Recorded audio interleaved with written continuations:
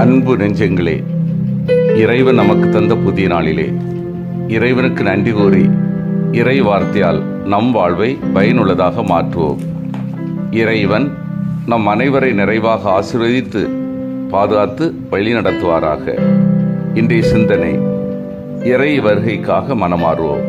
மத்தேயு நற்செய்தி நூல் பிரிவு 3 இறை சொற்றொடர்கள் 1 முதல் 12 முடிய. அன்பார்ந்தவர்களே, திருவருகை காலம் 2ஆம் ஞாயிறை இன்று நாம் சிறப்பிக்கின்றோம். நம் உள்ள குடிலில் பிறக்கவிருக்கும் மெசியாவின் வருகைக்காக நம்மை நாம் தயாரிக்க அழைக்கப்படுகிறோம். இன்றைய நற்செய்தியில் திருமுழுக்கு யோவானை நாம் சந்திக்கிறோம். எப்படியும் வாழலாம், எங்கேயும் வாழலாம், எதற்காக வாழலாம் என்றெல்லாம் சொல்ல கேட்கும்போது ஏனோ சரியாகவே தெரிகிறது. ஆனால் இப்படிதான் வாழ வேண்டும் என்று லட்சியம் இருக்கும்போது தான் இம்மண்ணில் பிறந்ததற்கு அர்த்தம் இருக்கிறது.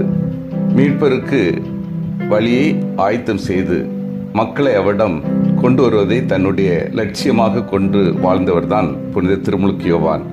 இவர் சக்கரியா எலிசபெத் குடும்பத்தில் அவர்களது வயதான காலத்தில் இறைவன் வல்லமையால் பிறந்தார். மெசியாவின் வருகையை பற்றி முன்னறிவித்தார். அந்த மெசியாவை மீட்பராக ஏற்றுக்கொள்ள மக்களை தயார்படுத்தினார். அவரது பணி வாழ்விலே மனம் மாறுங்கள், ஏனெனில் விண்ணரசு நெருங்கி வந்துவிட்டது என்று கூறி தனது பணியை தொடங்குகிறார். இவரது வாழ்க்கை இயற்கையோடு இணைந்த வாழ்வு. ஒட்டக முடியாலான ஆடையை அணிந்திருந்தார். தோல் கச்சையை இடையில் கட்டியிருந்தார். வெட்டுக்கிளியும் காட்டுத்தேனும் உண்டு வந்தார். பரிசேயர்களை பார்த்து நீங்கள் மனம் மாறியவர்கள் என்பதை அதற்கேற்ற செயல்களால் காட்டுங்கள் என்று கூறுகின்றார். பரிசேய என்பவர்கள் அக்காலத்தில் பக்திமான்கள் என பெயர் எடுத்தவர்கள். மரபு சார்ந்த பழக்க வழக்கங்களில் உறுதியானவர்கள். சமய கோட்பாடுகளை விட்டு கொடுக்காமல் காப்பதில் தீவிரவாதிகள். சட்டத்திற்கு முக்கியத்துவம் கொடுத்தது போன்று மனிதநேய செயல்களுக்கு முக்கியத்துவம் கொடுக்கவில்லை. பரிசேயர் 10ல் 1 பங்கு கொடுப்பதிலும் தீவிரம் காட்டின. அதே நேரம் அவர்களிடம் நீதி உணர்வு குறைந்திருந்தது. இன்று மனம் மாறுங்கள் என்ற அழைப்பில் திருமுழுக்கு யோவான் நமக்கு தருகிறார். மனமாற்றம் என்பது வெறுமனே குற்றங்களுக்காக மனம் வருந்தலை மட்டுமல்ல குறிப்பிடுவதில்லை. அது முழுமையான மாற்றத்தை சுட்டுவது. அது மனதை முழுவதும் இறைவன்பால் திரும்புவது, சிந்தையை புதிய வழியில் திருப்புவது. முதல் வாசகம் 2 பகுதிகளை உள்ளடக்கியுள்ளது.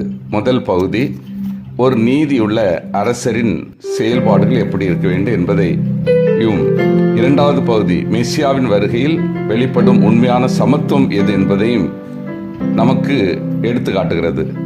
ஒரு நீதியுள்ள அரசரின் செயல்பாடுகள் எப்படி இருக்கு என்பது பற்றி எசாயாவின் முதல் பகுதி நமக்கு விவரிக்கின்றது.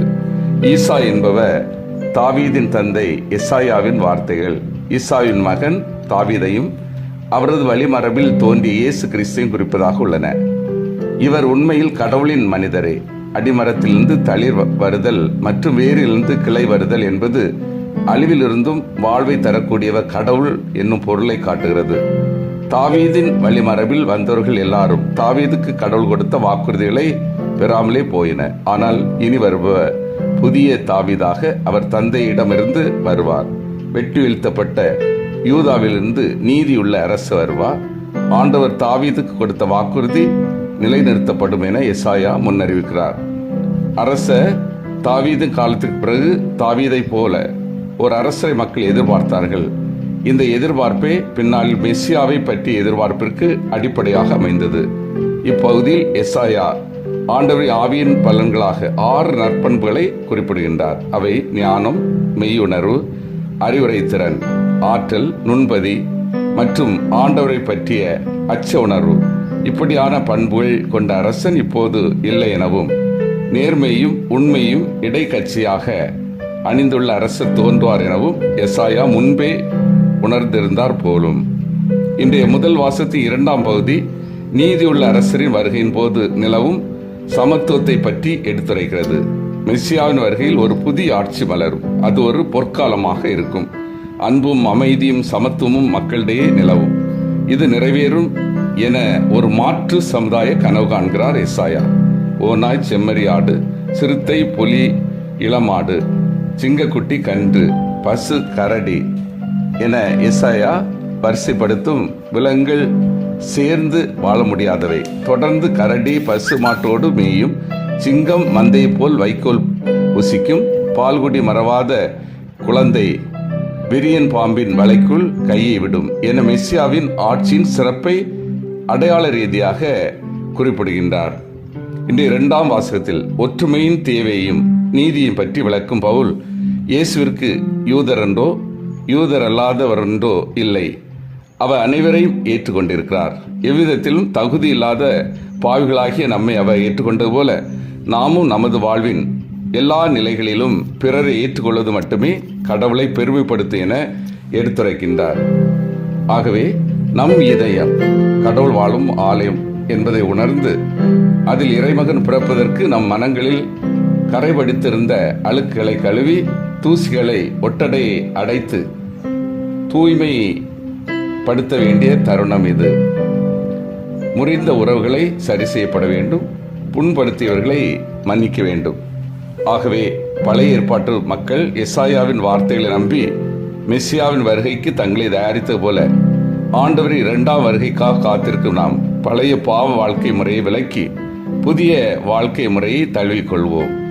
நல்லவை நடக்கும் என்ற எதிர்பார்ப்புடன் நாம் தொடங்கியுள்ள திருவருகை காலத்தில் மீட்பரின் வருகையை அர்த்தமுள்ள வழிகளில் எதிர்பார்க்காமல் தனக்குள் தொடங்கும் மாற்றங்களை ஏற்றுக்கொண்ட அன்னை மரியாவை போல மாசற்ற வழியில் பயணிப்போம். அமல அன்னையின் பரிந்துரையாலும் வழிநடத்தலாலும் நாம் திருவருகை காலத்தில் இறைவனின் வருகையையும் கிறிஸ்துமஸ் பெருவிழாவின் முழு பொருளையும் உணர்ந்து வாழும் வர வேண்டுவோம். சிந்தித்து தியானித்து செயல்படுவோம். என் இதயத்தில் இயேசு பிறக்க தூய்மையாக வைத்துள்ளேனா? நான் இயற்கையோடு இணைந்து வாழும் நல்ல பழக்கத்தை வளர்த்து கொள்கின்றேனா?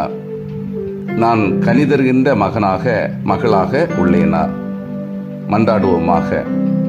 வல்லமை மிக்க இறைவா, நாங்கள் அனைவரும் எங்களது இதயத்தில் இயேசு பிறக்க தூய்மையாக வைத்துக் கொள்ளவும், நாங்கள் இயற்கையோடு இணைந்து வாழும் நல்ல பழக்கத்தை வளர்த்து கொள்ளவும், கனிதருகின்ற மக்களாக திகழவும் வரம் தாரும். ஆமீன்.